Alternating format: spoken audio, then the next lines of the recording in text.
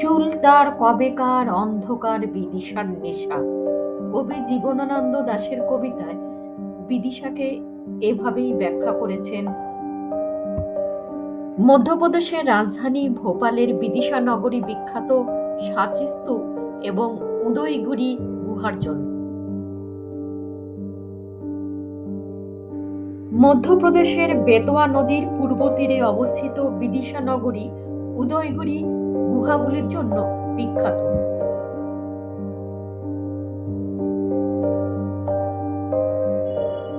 এই উদয়গিরি গুহা হল শিলাকাটা গুহা, যা প্রাথমিকভাবে খ্রিস্টীয় ৩য় শতাব্দী থেকে ৫ম শতাব্দী পর্যন্ত হিন্দু দেবতা বিষ্ণু ও শিবকে নির্দেশ করে করা হয়েছে। এই গুহাটি ভারতের রক স্থাপত্যের সেরা অংশ। গুপ্ত সাম্রাজ্যের সম্রাট ৩য় চন্দ্রগুপ্তের অধীনে এগুলো খোদাই করা হয়েছিল। গুহাটি প্রায় ১৬০০ বছরের প্রাচীন। প্রাচীন ভারতে কাঠামো ভিত্তিক স্থাপত্য মন্দির তৈরির আগে গুহা বা টিলা কেটে গুহা মন্দির বেশি তৈরি হয়েছে। ভারতে যতগুলি প্রাচীন গুহা আছে তার মধ্যে মধ্যপ্রদেশের উদয়গিরি গুহা অন্যতম।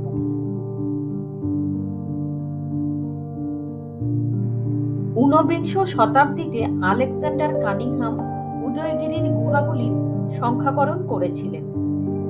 এখানে মোট ২০টি গুহা আছে, তার মধ্যে গুহা নাম্বার 1, 3, 4, 5, 6 এবং ১৩ গুহা অন্যতম। একটি পাথুরে পাহাড় থেকে খোদাই করা উদয়গিরিতে পাওয়া মন্দির এবং মঠগুলিতে বৈষ্ণব, শাক্ত এবং শৈব ধর্মের মূর্তি রয়েছে। জৈন ও হিন্দু ধর্মের জন্য উৎসর্গীকৃত এই ঐতিহাসিক গুহাগুলি মধ্যপ্রদেশের উল্লেখযোগ্য ঐতিহ্যবাহী স্থান, যা মৌর্য রাজবংশের ভাস্কর্য এবং শিল্পের নমুনা পাওয়া যায়। এই গুহাগুলি এখন ভারতীয় প্রত্নতাত্ত্বিক বিভাগ দ্বারা পরিচালিত এবং সুরক্ষিত রয়েছে।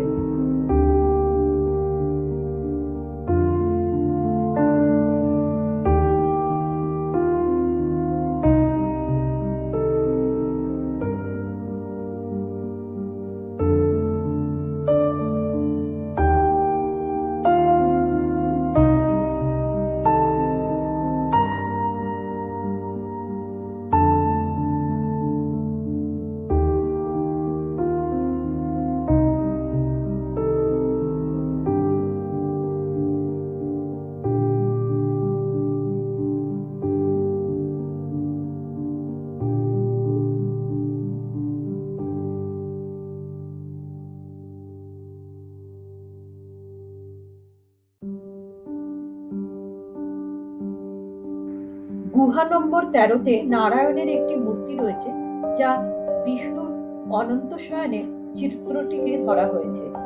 বিষ্ণুর প্রতি তার ভক্তির প্রতীক হাঁটু গেড়ে থাকা অবস্থায় ২য় চন্দ্রগুপ্তের একটি মূর্তি রয়েছে বলে মনে করা হয়।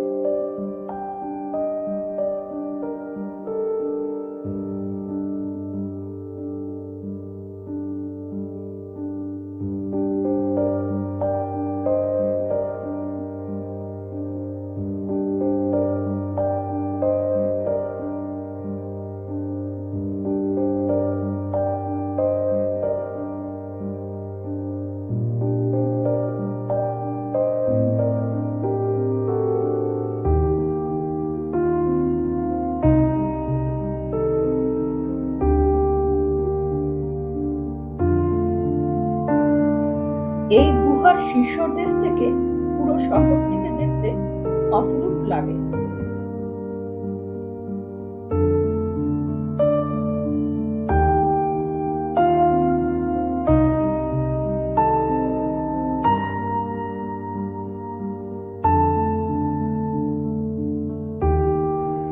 এই গুহাগুলিকে পরিদর্শন করলে প্রাচীন যুগে পাথর কাটা স্থাপত্যের অপূর্ব নিদর্শন পাওয়া যায়।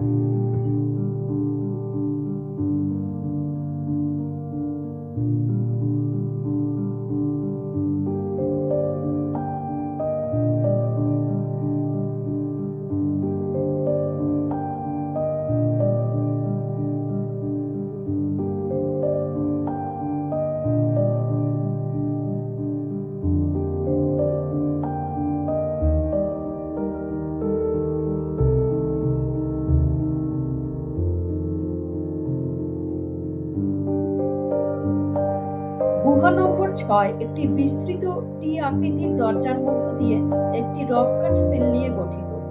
ভিতরের মূল ভাস্কর্যটি এখন অনুপস্থিত, কিন্তু বিশ্বাস করা হয় যে এটি একটি শিবলিঙ্গ।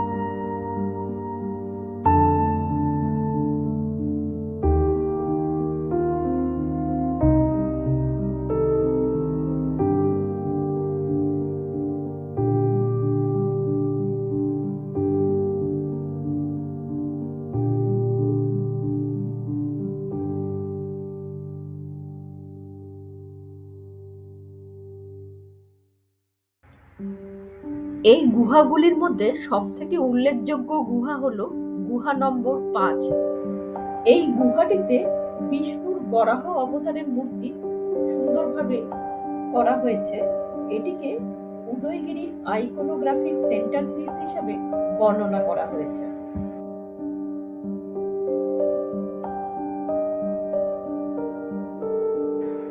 ভারতের প্রাচীন ভাস্কর্য শিল্প যে কতটা পরিণত ছিল তা এই গুহাটি পরিদর্শন করলেই বোঝা যায়।